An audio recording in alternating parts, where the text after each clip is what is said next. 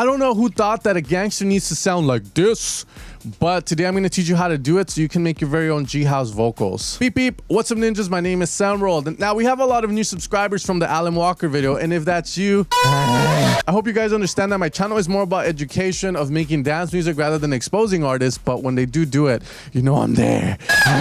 Now, there's a couple of ways to make your vocals sound very G, and the purpose of this tutorial is for even a 10-year-old to do it.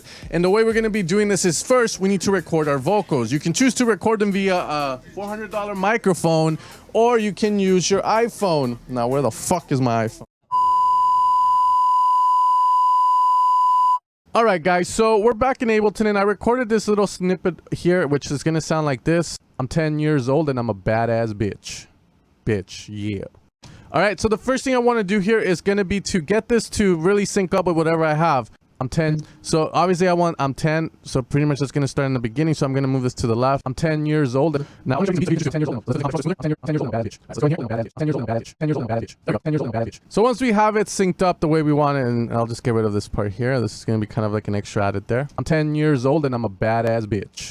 What we're going to be doing is now making ourselves sound very G. So the first thing we can do is going to be to lower the transposition down in Beats mode, which is the default way, which is not going to sound as great as Complex Pro when it comes to vocals. I'm 10 years old and I'm a badass bitch. As you can see there. I'm 10 years old and I'm a badass bitch. So the way I like to do this, and this is the way I did it for Confessions Revolution Volume 2, is I have the formant super high up and the envelope super low. This is going to create a very nice... I'm 10 years old and I'm a badass bitch. As you can see, a very nice deep voice. Now again, I don't know why deep means G, but it means G-House in our case. I'm 10 years old and I'm a badass bitch. As you can see there. Now let's go with -3. I'm 10 years old and I'm a badass bitch. Now other ways we can change this up is going to be to increase the envelope. I'm 10 years and lower the formant. I'm 10 years old and I'm a badass bitch. I'm 10 years old and I'm a badass bitch.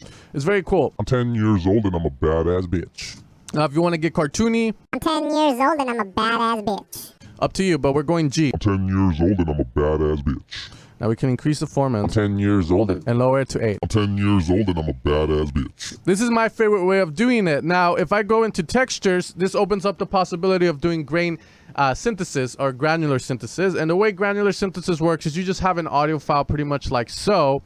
And granular synthesis is going to break this up into little pieces, and that's going to be decided by your grain size here, how big the pieces are. So if you have very low pieces, it might just get like this split second of the vocal. And then the flux is going to be the modulation, so how they're modulated, and usually it has to do with the timing of it. So this way is also fine. I never really get the desired results though with this, but this is how it sounds like. 10 years old and I'm a badass bitch. It's kind of like demonic in a way. 10 years old and I'm a badass bitch. You can see it, the higher the grain size, you're going to hear what it's doing. 10 years old and I'm a bad. Kind of delayed some of the parts as you can see. So we're going to go low and low flux. 10 years old and I'm a badass bitch. And you can see that bottom part. 10 years old and I'm a badass. It's kind of scary. 10 years old and I'm a badass bitch. 10 years old and I'm a badass bitch. So pretty much right now, since the grain size is so small and the flux is so low, literally all that's happening is they're barely moving, but it still creates an effect for us. So again, that's opened for the possibility there. We also have tones, and you just get to pick a grain size. 10 years old and I'm a badass bitch. And then my favorite one, as I said, is the Complex Pro. I feel like I have the more freedom and more control over how it's going to sound like. 10 years old and I'm a badass bitch. So once we have our vocal the way we want it in terms of deep, now it's time to process it because it doesn't sound as great. First thing we're going to be doing is doing an EQ. 10 years old. Going to get rid of low frequencies we don't really need. 10 years old and I'm a badass bitch. 10 years old and then we're going to get rid of the high frequencies. 10 years old and I'm a badass bitch. Now, I don't hear any problems in terms of de-essing that we need to do, but if we had problems with like a very annoying frequency, we would use a de-esser from Waves to fix it. I'm 10 years old and I'm a badass bitch. Now, if you look at the vocal itself, it's dynamically, it's almost very dynamic, you know, it's staying smooth the whole way through. However, we want to make it sound as, you know, the volume is stable throughout the whole thing. So this is where compressors come into play.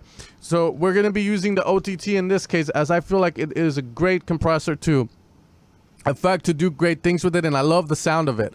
So all we're going to be doing is pulling back on these just a tiny bit to let them out a bit more and see how that sounds. 10 years old and I'm a badass bitch. Now we don't want to overdo it because then we do get a lot of that high kind of white noise that we don't want. 10 years old and I'm a badass bitch.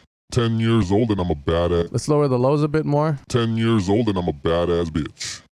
10 years old and I'm a badass bitch. 10 years old. Once we have that, we can apply an EQ, another one, to kind of just do a boost here to add air. What that means is high frequencies. 10 years old and I'm a badass bitch.